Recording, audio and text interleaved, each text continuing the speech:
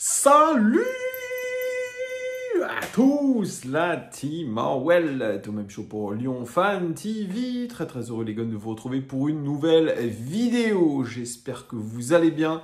C'est la fin de semaine les amis et c'est une semaine rythmée par des vidéos OL, Daily, Mercato. On fera une vidéo débrief de la saison, probablement en fin de semaine, mais on vous tiendra au courant avec toute l'équipe. Ça sera un live, mais pour l'instant, ce sont des vidéos OL Daily Mercato. Ce sont des vidéos qui vous permettront, tout au long du Mercato de l'Olympique Lyonnais, bien de suivre l'actualité transfert quasiment en temps réel. Je m'y engage, ça va être une période très excitante et il se pourrait, ce sont les rumeurs, que le marché des transferts ouvre aux alentours du 10 juin. C'est pour ça qu'on a énormément d'infos, de rumeurs, transferts concernant l'Olympique Lyonnais. Et puis c'est tant mieux parce que ça permet de vivre une période très excitante tous ensemble. Petit coucou à Thibaut que j'ai croisé tout à l'heure à la salle de sport et à sa petite fille qui adore le salut à tous, la team OL. Merci en tout cas les amis de vous abonner pour ceux qui ne sont pas abonnés. Et mettez des likes, c'est très important. Mettez des pouces, des pouces. Et n'hésitez pas aussi à commenter ces vidéos. Alors cette vidéo, elle concerne Alexandre Lacazette.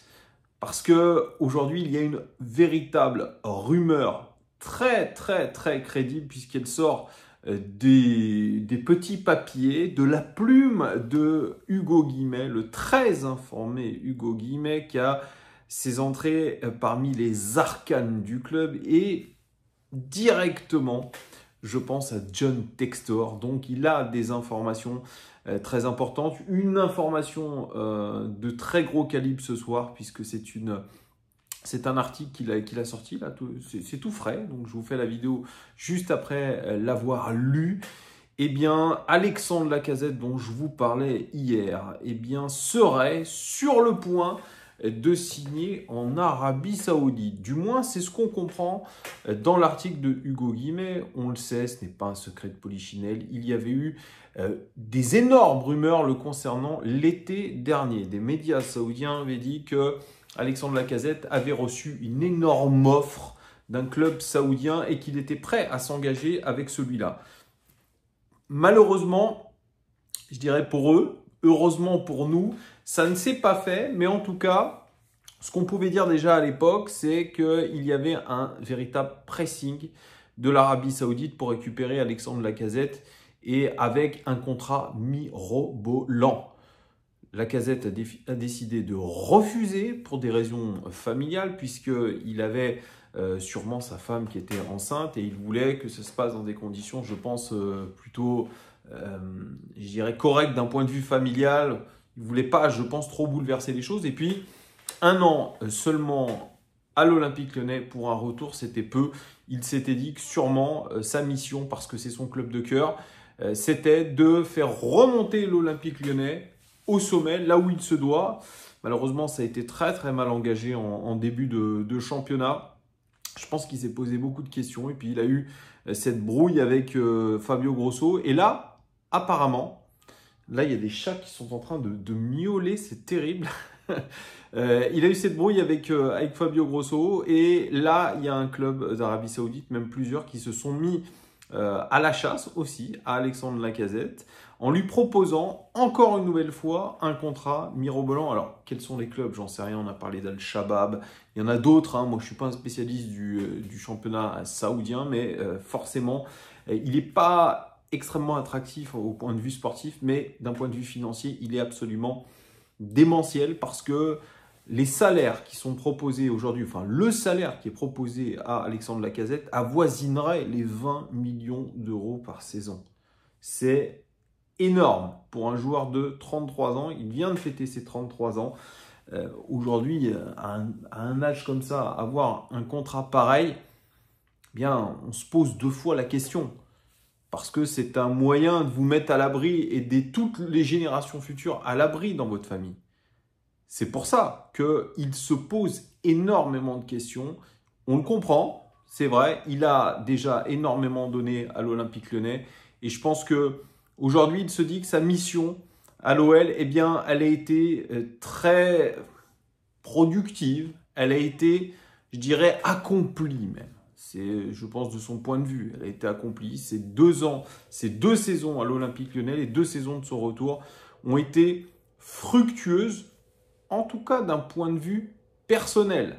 Parce que au niveau, je dirais, de l'équipe, ça a été quand même très moyen, même si cette deuxième partie de saison permet de sauver les meubles. Je pense qu'il aurait aimé finir à l'OL sur une Coupe de France. Malheureusement, ça ne s'est pas fait. On l'a vu extrêmement ému à la fin de la finale, avec notamment Anthony Lopez. Ils se sont pris longuement dans les bras, ils ont discuté. Et ça sent pas très bon pour Alexandre Lacazette pour le fait qu'il reste à l'Olympique Lyonnais.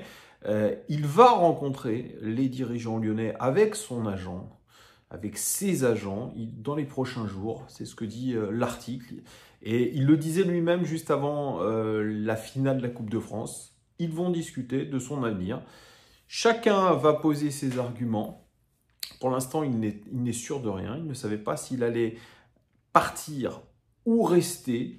En tout cas, après ces discussions avec le club, eh bien, il prendra sa décision et il devra prendre sa décision rapidement parce que Hugo Guillemette nous dit, et je pense qu'il a raison, son potentiel départ eh bien, influera sur tout le reste du mercato lyonnais et je pense que l'OL aimerait, Pierre Sage surtout, avoir l'équipe quasiment complète pour la saison prochaine très tôt.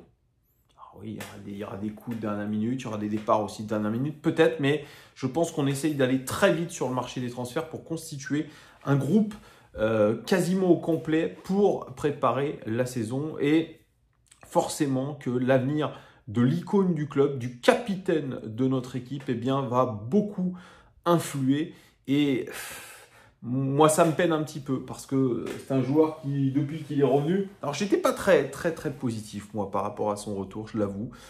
Quand il a été annoncé par Jean-Michel Aulas, j'avais trouvé la conférence de presse pas très bonne.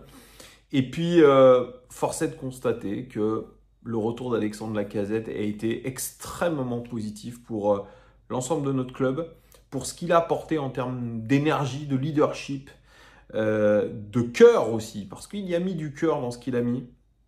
Il a fait 2 saisons de très haut niveau. La saison dernière, c'était 27 buts, toutes compétitions confondues, 5 passes décisives, 7,42 sur 10 pour la note to score, ce qui est très bon. Et cette saison, c'est 21 buts, donc un peu moins, toutes compétitions confondues, 2 passes décisives, et 7,07 sur 10 sur whoscored.com, mais c'est quand même une très bonne note. Et en termes d'expected goal, je crois que c'est 13 buts, il aurait dû marquer 13 buts, donc il a été quand même en surperformance devant la cage, mais en tout cas 2 énormes saisons pour Alexandre Lacazette, qui n'aura pas chômé. Il aurait eu très peu de blessures, quand même très peu blessé, donc ça a été un leader d'attaque énorme.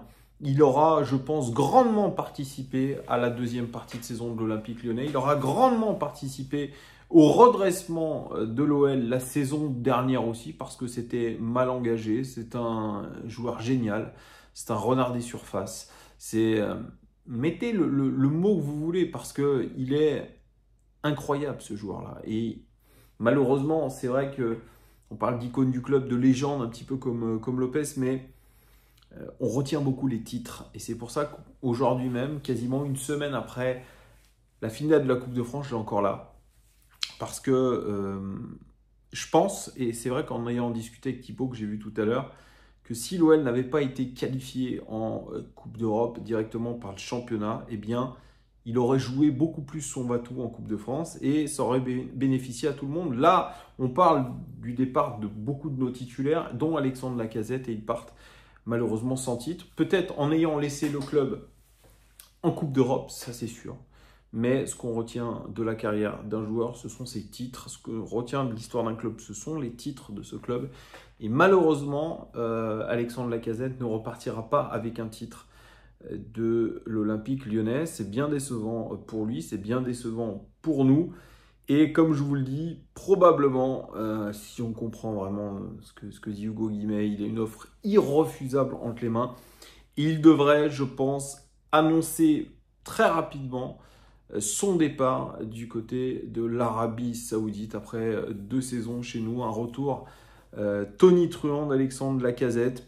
Je ne pense pas qu'une prolongation de contrat avec des émoluments un petit peu plus importants, et là il touche environ prime comprise, hein, et il touche 1 million d'euros par mois, même si on lui fait une prolongation, je pense que ça sera compliqué de le retenir. Il y a aussi le problème de la DNCG. Si on se sépare d'un gros salaire comme Alexandre Lacazette, eh bien, ça peut être beaucoup plus intéressant pour nous ensuite de recruter. Donc, il va falloir se poser les vraies questions. Est-ce qu'on doit faire tout pour garder Alexandre Lacazette ou alors on le laisse partir et on va reconstruire sans lui en essayant de trouver d'autres parades? C'est un petit peu ce que va faire le Paris Saint-Germain sans Kylian Mbappé.